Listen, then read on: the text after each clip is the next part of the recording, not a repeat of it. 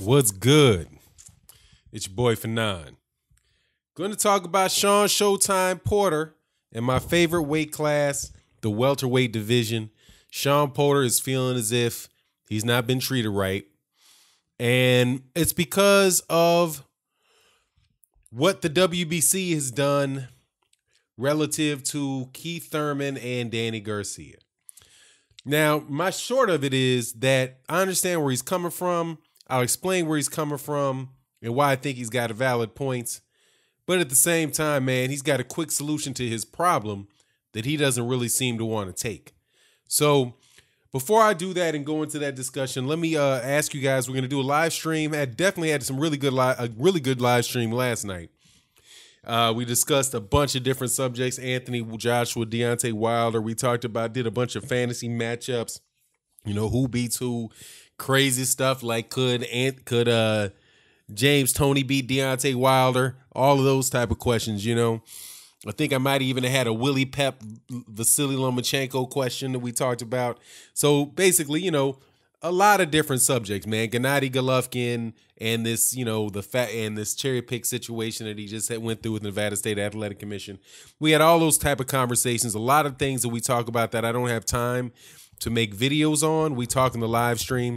And the best way to attend the live stream, real-time discussions, is to subscribe and hit the bell icon. And make sure when you hit the bell icon, make sure that you select receive all notifications, because if you don't select that, it might say that you get occasional notifications. So you might miss some. You might not get notified of some live streams. So anyway, I hope you accept my invitation for that to attend. They're real fun and definitely a good way to interact. Now, let me go through this article first. It's a Boxing Scene by Steve Kim. So Keith Thurman pulling out of his scheduled return to the ring on May 19th with a hand injury. The likes of Shawn Porter are now forced to wait even longer to fight the WBC welterweight champion. Porter, who lost a narrow decision to Thurman in the summer of 2016, defeated Andre Berto last year in what was sanctioned as a WBC final eliminator for a mandatory title shot. Porter capped off his 2017 by decisioning the game Adrian Granados in November for the WBC silver title. Porter, the trainer and manager for his son, stated to BoxingScene.com, "I don't know what's going to happen, but I need some answers from the WBC to find out how long they are planning to sitting back and letting this guy Thurman hold the belt hostage. And also, I need some answers from the WBC why Shawn is no longer rated number one and you moved Danny Garcia to number one. Danny was inactive for a year. Then he came back and fought a fighter, Brandon Rios, who hadn't been relevant in a number of years, and beat him.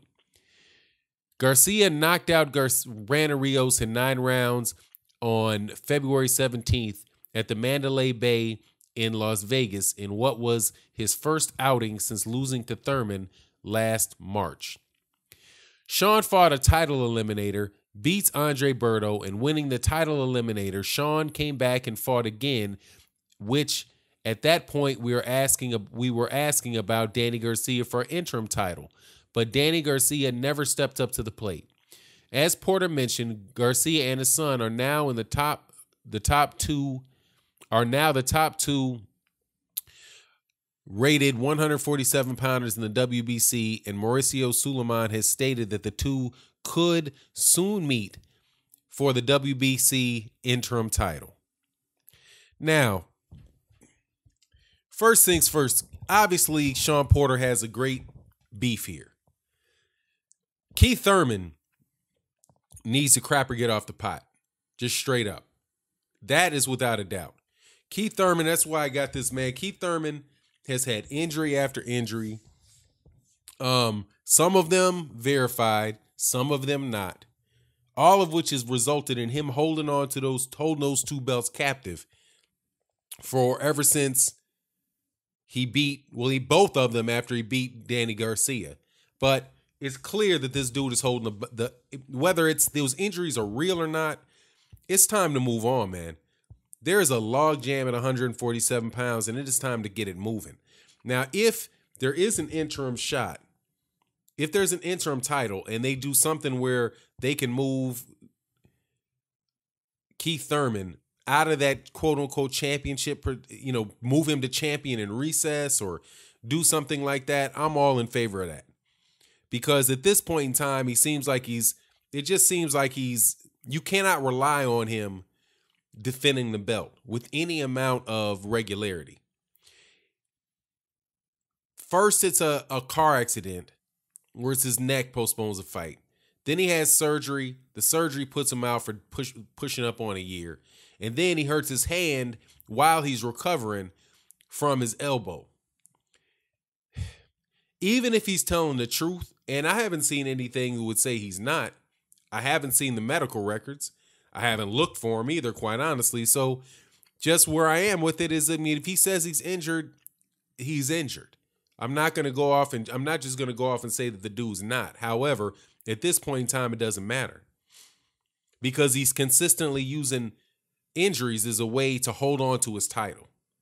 You shouldn't be able to hold on to your title because you're hurt and have other guys fighting each other, fighting in order to maintain a shot at the title while you just get to continually pick, one injury after another injury and you get to keep the title. That doesn't seem just to me. That said, I ain't crying too big a river here for Shawn Porter either, or for Danny Garcia. Because for Danny Garcia, now, first of all, him being the number one, if the title eliminator comes true, then the number one and the number two ranked guy in the WBC is a distinction without a difference. What does it matter? Other than you get to say that you're the number one and that guy's the number two. I could see from the ratings of where I think Adrian Granados was ranked and where Brandon Rios was ranked in the WBC. If my memory strikes me correctly, the justification that they could use is that Brandon Rios was more highly rated in the WBC than Adrian Granados was. And since that's the case, then, that would justify them, moving Danny Garcia to number one and Shawn Porter to number two. Now, as we currently state, Brandon Rios is not as high as Adrian Granados because he lost. However, I do believe at the time that fight made somehow, some way, he was ranked higher at the time than Adrian Granados was. But whether or not they're equally competitive fights, Adrian Granados will beat the brakes off of Brandon Rios, and Brandon Rios didn't deserve, after just one fight in 2 years, to be ranked that highly or to even get a legitimate shot at Danny Garcia. Well, not a shot at Danny Garcia because there wasn't a belt on the line. But anyway, man, as long as there's 1 and 2, like somebody's 1 and 2, and they wind up where Shawn Porter is still the number one. I mean, it's still the guy that gets the fight against Keith Thurman sooner than Danny Garcia does, then, like I said, it's a distinction without a difference. However, Keith Thurman now pops up with another injury. So they either got to stay inactive or they got to fight each other. Now, if Danny Garcia decides, and my understanding is that that the WBC tried to push Danny Garcia to fight Keith Thurman one other time to become in a final eliminator, to become the mandatory, and Danny Garcia turned it down. Now, if Danny Garcia turns down a second one, then you need to just strip Danny Garcia of his ranking, throw him down there to number 11, and keep it hot, keep it moving. Because right now, man, we got probably the deepest, one of the deepest divisions in boxing, getting held hostage by several people. Number one, you could have Shawn Porter go and fight in the IBF. Now, while you got Keith Thurman, I could talk about the fact that Keith Thurman, whatever, man, pulling hamstrings, like he's playing this big ass flute right here. He probably tore his lip, and that's going to put him out 6 months.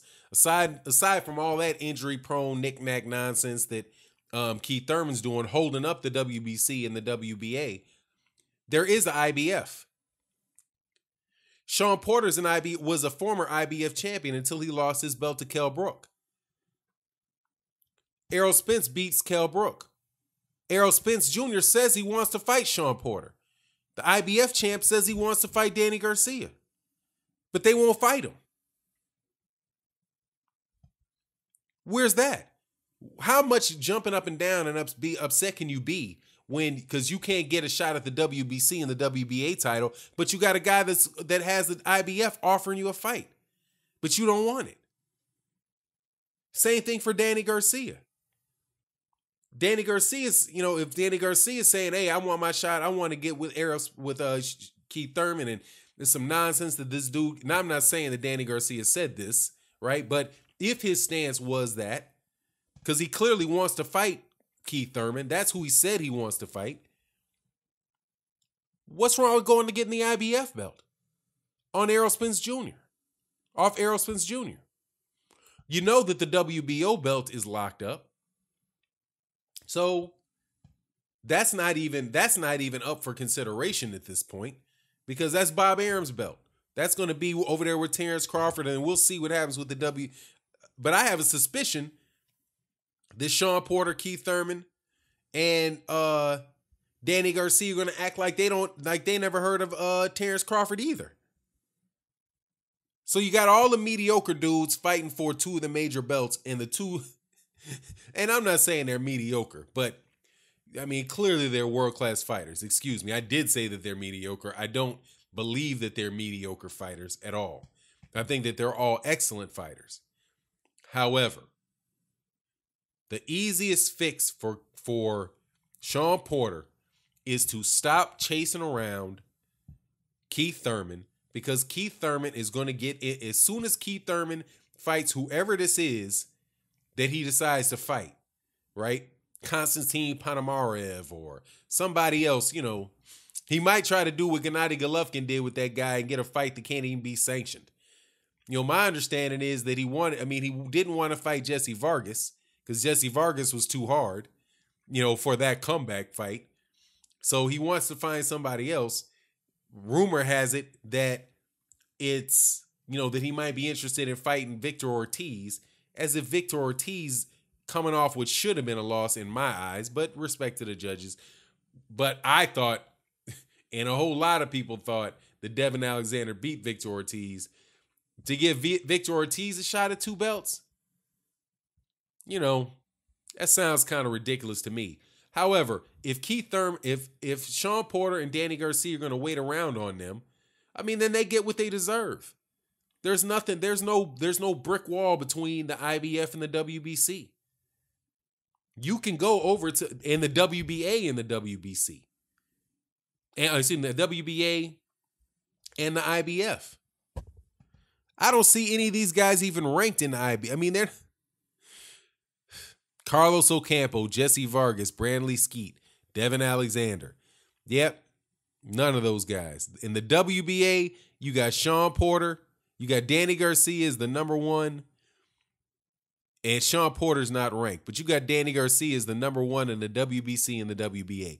If Danny Garcia can't get Keith Thurman in the ring, hop your shiny ass over there and get in there with Errol Spence Jr. Because until they do that, man, it's just, who cares? They're all holding up. With the exception of Errol Spence Jr., all 3 of these guys are holding up the welterweights. Because at the end of the day, I want to see who the best fighter is. I want to know who the best welterweight in the world is, so that we can say, yeah, that's the man. But you got the flute player here who won't do it. You got Shawn Porter, who acts like he never heard of the IBF, even though he already has although he's an IBF ex-champion. And you got Danny Garcia, with his, delusions of grandeur, thinking he's the most popular fighter in all of boxing. Meanwhile, nothing's getting done.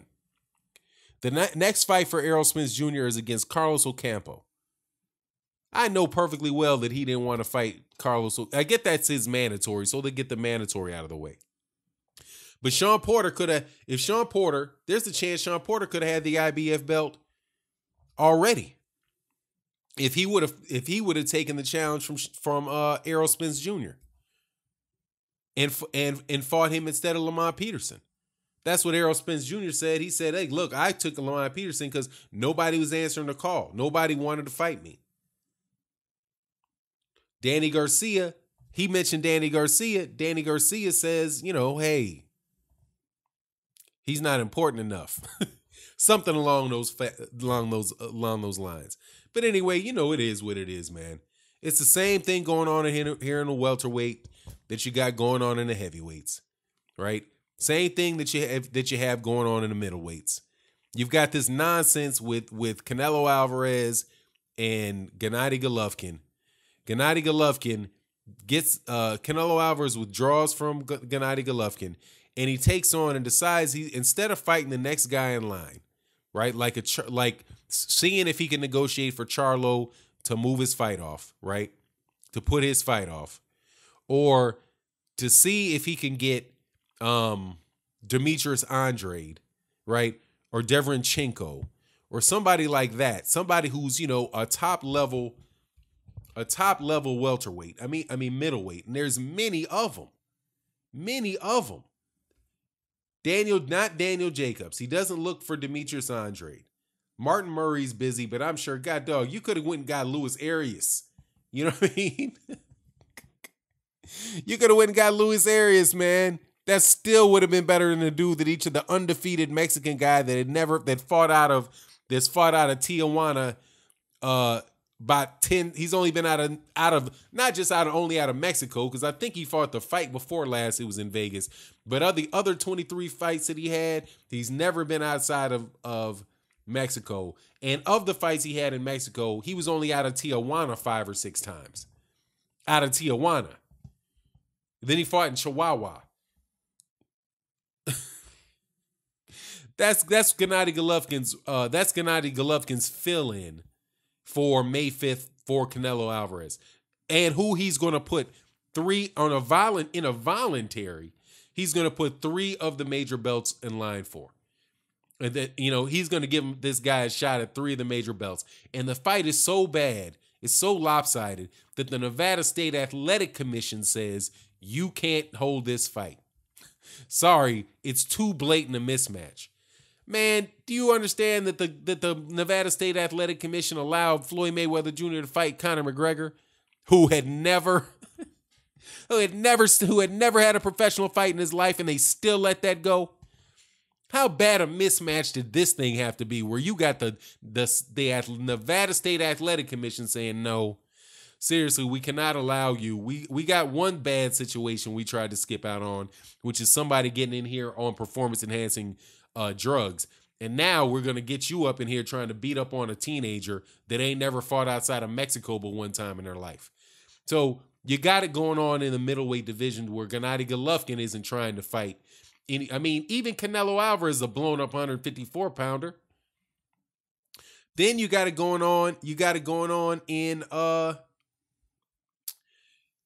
dog, what was the other weight class that I was talking about? You got it going on in lightweight too. Everybody act like they've never heard of Errol. They've never heard of Robert Easter. You got it in the heavyweights.